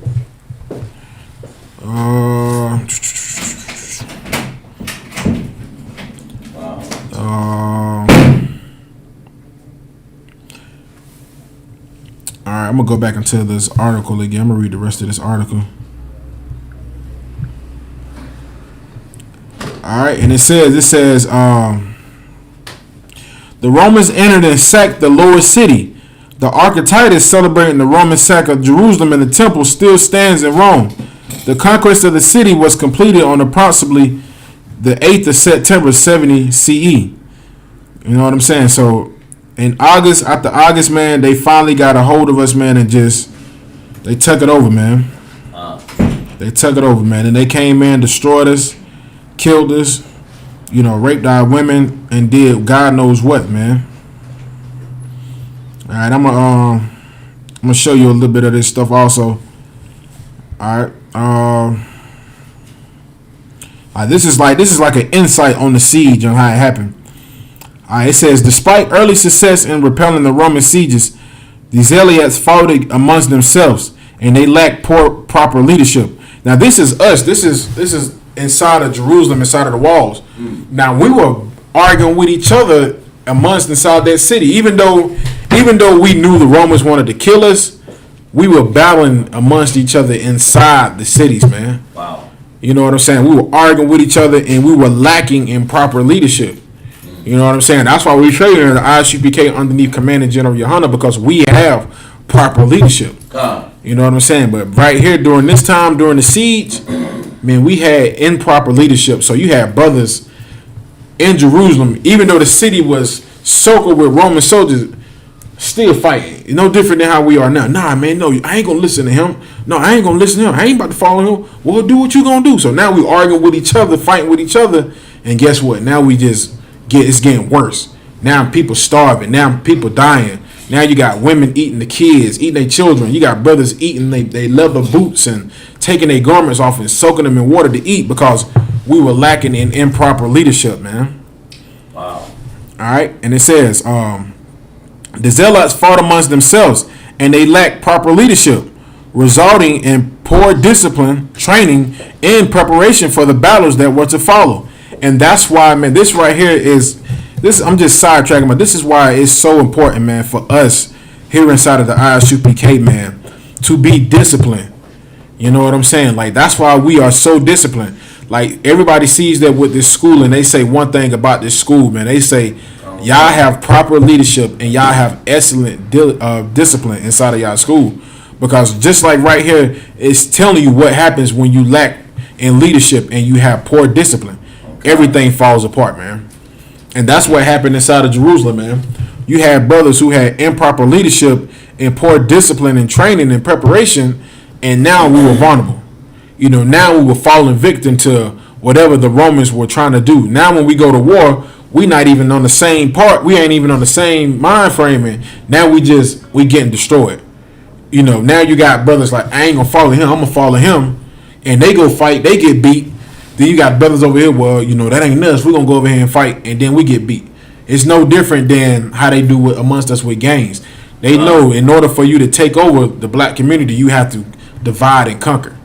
You know what I'm saying? And they use that same strategy now on us today. You got Bloods right here, you got Crips right here, but I could use them to fight against each other. And when it's time for me to infiltrate and come and destroy them, they're gonna be beefing with each other. And guess what? It's gonna be more easier. And this is proof of that right here in this article, man. And this history right here, man, that happened to blacks, man. All right, and it says, at one point they destroyed the food stocks in the city. Good night, man. Brothers destroyed their own food in the city, man. It said at one point they destroyed the food stocks in the city. A drastic measure, though, to to have been undertaken perhaps in order to enlist a merciful God's invention on behalf of the besieged Jews, or as a stratagem to make the defenders more desperate, supposing that was necessary in order to repel the Roman army. Like, they did it so we could be more desperate to fight. Like, come on, man. Like, who wouldn't it? It says Titus began his siege a few days before Passover on April 14, surrounding the city with 3 legions on the western side and a 4th on the Mount of Olives to the east.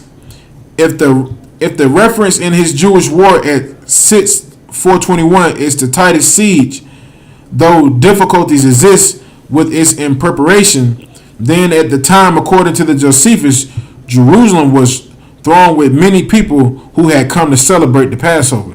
Just like we said, Wow. it was just like no different than how we do now. Like, you had brothers coming from all over that part of the land back then. Brothers from Syria, Jerusalem, Babylon, Spain, Rome. Everybody was coming to celebrate the Passover. So the city was full with families, women, children, mothers, fathers.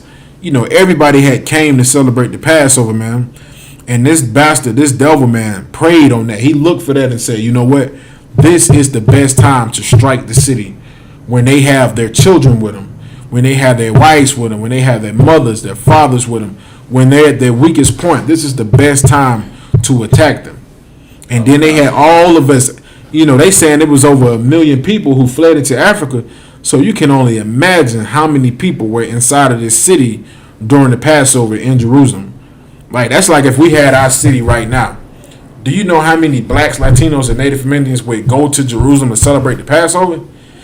Just like during the time of Christ, it was so packed, they didn't even have a place to stay. Wow. You know what I'm saying? Like, during the time of Christ, when he was born, they went to celebrate the Passover, but the Passover was so packed that they didn't even have any more rooms. Like, they had to stay in a damn manger.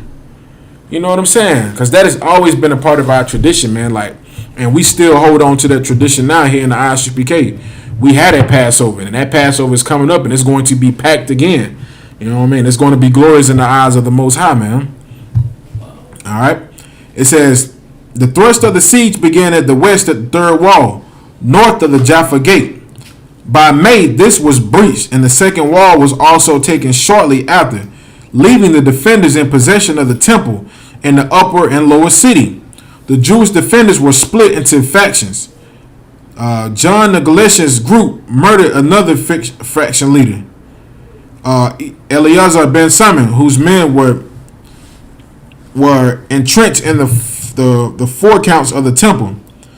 The enemies between John of Galilee and Simon Gora were prepared over only when the Roman siege engineers began to erect ramparts. So we were, even though all of this was going on, we still was fighting amongst each other, man. Like, we were inside of the city fighting and killing each other while the Romans are trying to get inside, fight and kill us, man. Like, that is the problem when you have improper leadership. Oh, God. And we see that with these fake Israelites. Guess what you see with the fake Israelites? Them fighting and trying to kill each other because they lack in improper leadership, man. All right. And it says that Titus had a wall built to girdle the city in order to starve out the population more effectively. After several failed attempts to breach or scale the walls of the fortress of Antonia, the Romans finally launched the secret attack. So what they did was, these Romans, these wicked bastards, man, they starved our people out, man. Oh, they starved out the children, the mothers, the fathers, you know, the pregnant women, you know, who needed food in order to breastfeed their young. These bastards went us too far to starve us out. You know, this is what they don't teach you, man. This is why they don't want you to know your history. Because when you look back and you find out who we are, you find out that the slave trade wasn't the only time that these oppressors came up against us and did horrible massacres to our people, man. Like, the slave trade was just another time in our history where these oppressors came against us and destroyed our people. You know, they have always been an enemy with our people, man, starving our people out, murdering and killing our people, man. They have always done this to us. And this is another time in history where they did the same thing to us. because we are the biblical Israelites. We are those people. That's right. And these oppressors were the Romans back then. These Edomites, these Caucasians, they were the Romans back then. And what they did to us was they trapped us in our city and starved us out, man. Starved us out. No food, no water. You know, you can only imagine how horrible it was, man. You know, you got families in there trying to celebrate the day of the Lord, and you can't even get food because we done been in here for months getting starved out. Starved out, man. All right, it says, when the Romans reached Antioch, they tried to destroy the wall which protected it. They removed 4 stones only, but during the night the wall collapsed. John had used his strategy before and had undermined their banks, that the ground that gave away and the wall fell down suddenly. Titus had raised banks beside the courts of the temple on the northwest corner of the north side on the west side. Jews then attacked the Romans on the east near Mount Olives, but Titus drove them back to the valley of Zelotes and set them northwest colony on fire. Romans set on fire the next one. Jews wanted to burn. Jews also trapped some Roman soldiers when they wanted to climb over the wall. They have burned wood under the wall when the Romans were trapped on it. So, you know, you had these Roman soldiers trying to climb over our walls. So what our brothers was doing was they set fire. So when they climbed over the wall, they fell right into the damn fire. As soon as they jumped over the wall, you fell right into a fire.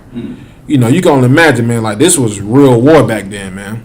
You know, but back then the only thing different than now was we knew who our enemy was, man. That's right. You know what I'm saying? But you still had some brothers back then even who felt like, you know, they should be in leadership, or, you know, pretty much like these break-off camps, man. You got these brothers who feel like, you know, they should be the leader of their own camp, and you see what type of problems it caused our people back then. It caused our people to be at war with each other. You know, you got this brother who thinks he's the leader, and then you got this brother who thinks he's the leader, and now you got these people bumping heads and colliding. You know what I'm saying? So it says,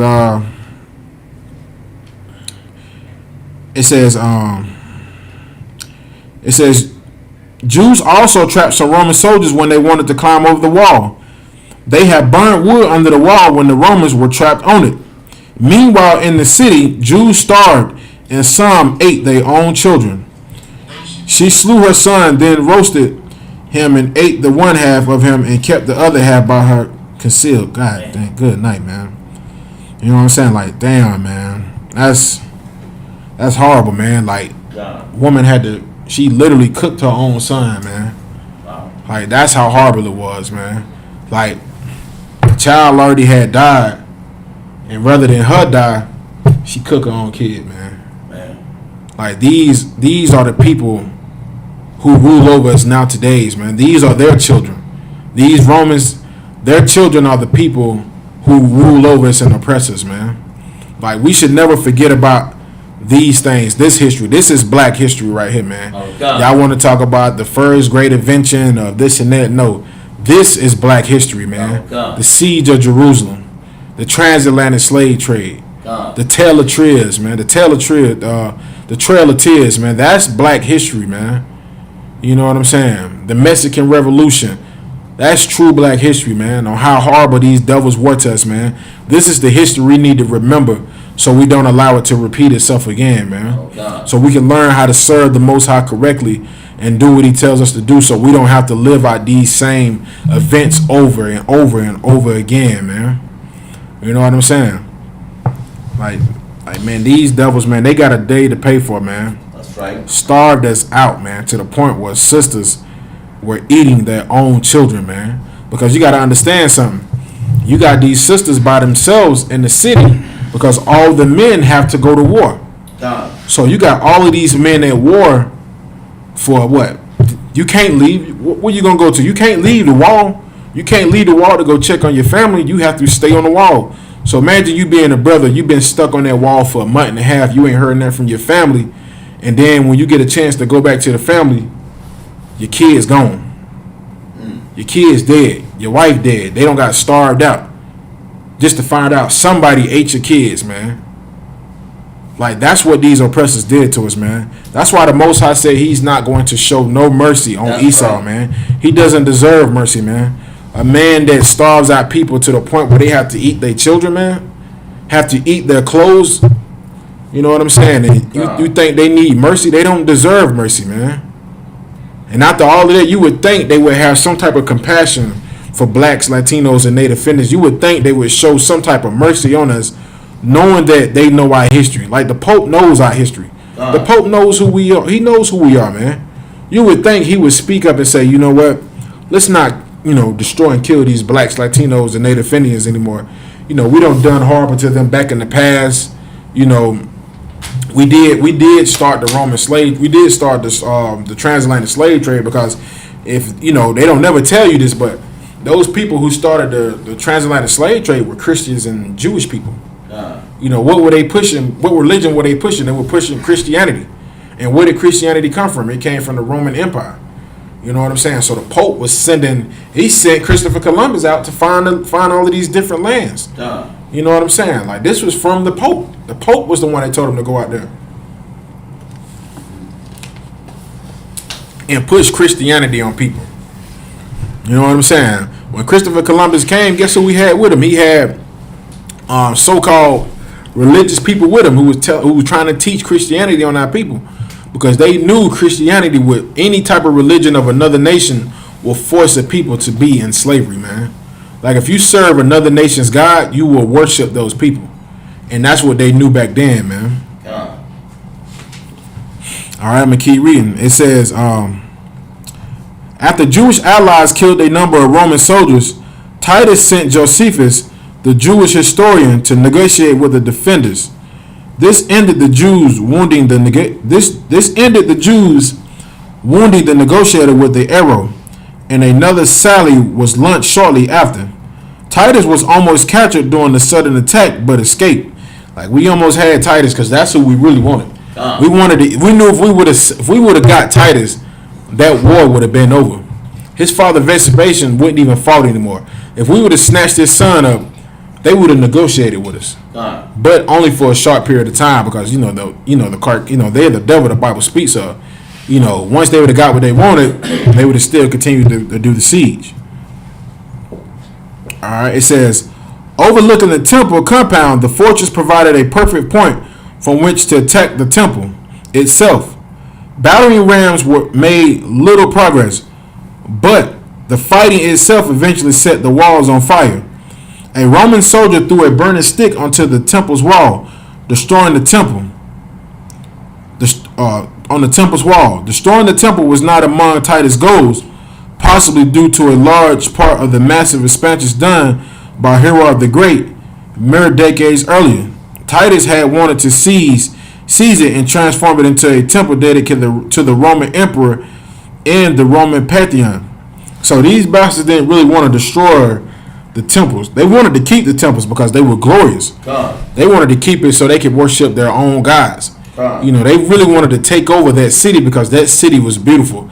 It had riches in it. It had golds and it had history. And they wanted to take it over so they could now possess all of that. All right. It says, however, the fire spread quickly and was soon out of control. The temple was captured and destroyed on 9/10, sometime in August 70 AD. And the flames spread into the residential sections of the city. Josephus described the scene. It says that the legions charged, and neither prostration nor threat could check their imperiousity. Passion alone was in command. Crowded together around the entrance, many people were trampled by their friends. Many fell among the still hot and smoking ruins on the colonnades and died as miserable as the defeated. So these bastards were so bloodthirsty that they just, once they got into the city, they started to trample over each other. And the walls that were on fire, because our people were setting the walls on fire because these bastards were jumping over the wall, these stones were still hot. So these devils were trying to get in so much to where they were falling onto the hot rocks and getting stepped on at the same time. Because they were that bloodthirsty and that retarded also at the same time. You barge in, you fall, Ain't nobody helping you to get up. They stepping on you, and then you on top of hot rocks. Like you just getting crushed and getting set on fire at the same time. Wow. You know what I'm saying? They pretty much treating you like a seared hamburger. You know, when they put the little metal thing and, you know, that's what they was doing to each other trying to get inside the city, man. All right, and it says, as they neared the sanctuary, they pretended not to even hear Caesar's commands and urged the man in front to throw in more fire bands. The partisans were no longer in a position to help. Everywhere was slaughter and flight. Most of the victims were peaceful citizens, weak and unarmed. They were butchered wherever they were caught. So the people that they were killing, like I was saying, these were weak people, man. And who are the weak and feeble of our people? The women, the children, the older mothers, the older fathers, the grandparents. Like these bastards went in and started slaughtering those people, man. You know what I'm saying? Just like these oppressors, man. A bunch of wicked bastards, man. So wicked. They love to feed on the poor and the weak and the feeble, man. And they butchered our people, man. So they were like butchering, like cutting heads off, arms off. You know, like, come on, man. All right. It says, round the altar, the heaps of the corpse grew higher and higher, while down the sanctuary steps poured a river of blood, and the bodies of those killed at the top slithered to the bottom. So they even went inside the temple, man, and just started killing our people at the altar, man. Like, and they said the dead bodies just got to a point where they grew higher and higher, and they said it was a river of blood, man. Like you walking in blood pretty much, because these bastards was just killing at a phenomenal rate. They didn't even let anybody survive. They didn't even listen to Caesar. Like Julius Caesar, like not Julius Caesar, but Caesar was telling them, hey, don't kill everybody, just let everybody live. They still was just killing at a phenomenal rate, man. It says, Titus in any capability for the destruction of the temple, but this may merely reflect his desire to procure favor with the Flavian dynasty. The Roman legions quickly crushed the remaining Jewish resistance. Some of the remaining Jews escaped through hidden tunnels and sewers, while others made a final stand in the upper city.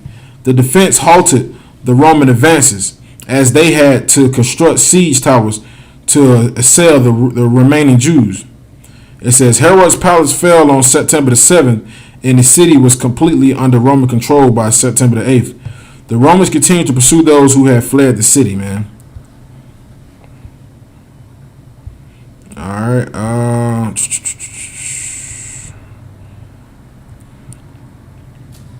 All right. Okay. It says they claimed that 1 million people were killed during the siege, on which a majority were Jews.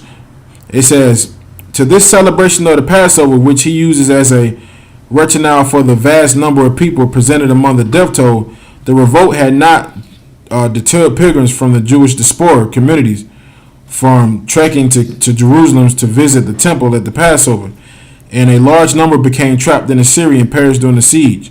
Armed rebels as well as frail citizens were put to death. All of Jerusalem remaining citizens became Roman prisoners after the Romans killed the armed and elder people. They said 97,000 were enslaved. And just like I don't want to say, they always try to give a low number of people.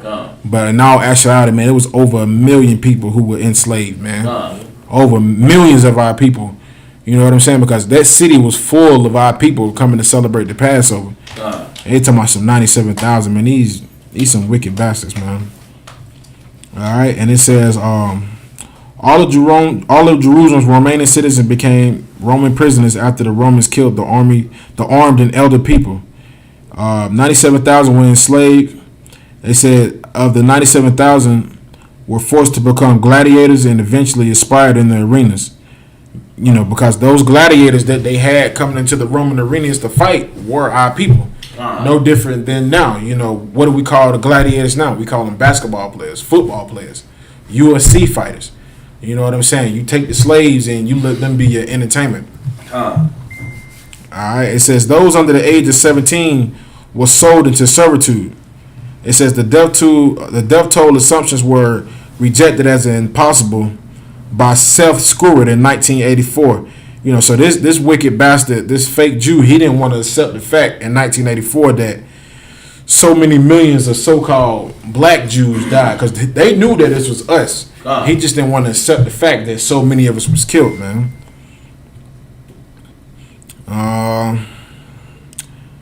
It says Titus and his soldiers celebrated victory upon the return to Rome by parading the menorah and the table of bread of God's presence through the streets.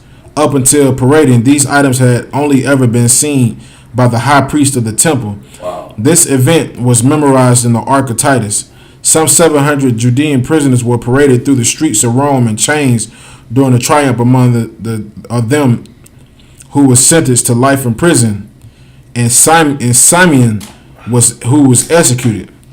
It says many Jews fled around the areas of the Mediterranean, which is a lie. They didn't fled into the Mediterranean; they fled into Africa. Because why would you fled into the Mediterranean when Rome and Spain is right there? That's right. Like, that's stupid as hell. Why you gonna leave from Jerusalem and cut through the Mediterranean? Come on, man. Like, that's how stupid they think we are. But you know, that's it with the class. I'm gonna end the class. I'm gonna call up Dr. Parker. Sir.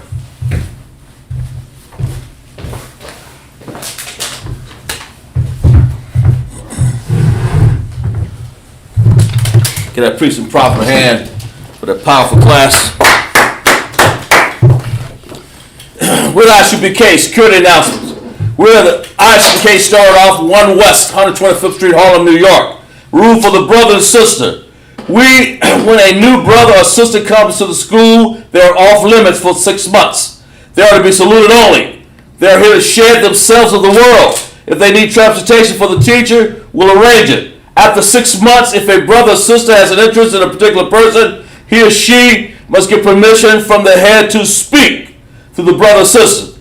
There's another 6 months in which the brother and sister will court each other. After 6 months period, the brother and sister will get permission from the head to marry. Tithes, which is a commandment, Numbers 18:21, Malachi 3:8 and 10, means 10th in Hebrew, in Ma'ashra. We're going to go over Hebrew tomorrow with Officer Kazak Shapar. 10% of every penny of any increase the Most High gives you. Give to the Treasury Department or teacher, priest fund. Free will offering for the priest. It's not mandatory, whatever amount you would like to give. The Upholy Convocations. We have, of course, Purim coming up. The 14th day to 15th day of the 12th month. Thursday, February 25th. Friday, February 26, 2021, Esther 9, 20, and 30, 20 through 31. Of course, we have the Passover in Houston, Texas. Get with your camp leader for the details of the start of the, I believe it's on the 22nd, 23rd, 24th, 25th, and Thursday in Houston, April in Houston, Texas. The Passover, 14th day, the 4th month, Thursday, April 24th. Is the actual Passover, 2020 at sundown. Exodus 12:1-51, Leviticus 23:4 and 5, 1 Corinthians 5:7 and 8, and 2 Corinthians 30 and 17. Yahweh Hashem Yahushai Barak Atah to all the brothers. Yahweh Shemai Al Atah Bashem Yahushai to all the sisters. For that we say Shalom.